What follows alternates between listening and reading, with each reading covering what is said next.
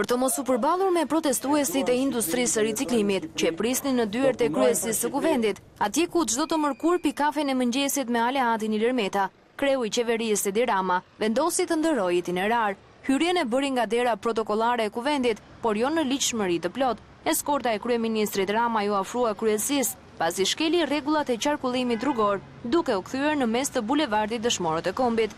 Në takimin që zgjati për mbi një orë, dy aleatët mendohet se kanë folur për disa tema që prekin bashkëqeverisjen. Ligji i mbetjeve ende nuk ka një datë se kur do të shkojë kuvendit dhe grupet e interesit, edhe pse ndajnë qëndrime të ndryshme, protestojnë të ndarë. Nga ana tjetër, në lojë kreu i opozitës solli një propozim të ri, që ligji i vettingut të amendohet nga palët politike. Shumica në qeverisje e AVF-a-in opozitës për bllokimin e integrimit, ndaj Rama Meta besohet se gjithashtu e kanë diskutuar këtë çështje, e për ta mbyllur më tej me buxhetin 2017, që këtë të njëjtë pritet të kalojë në parim në një seancë maraton.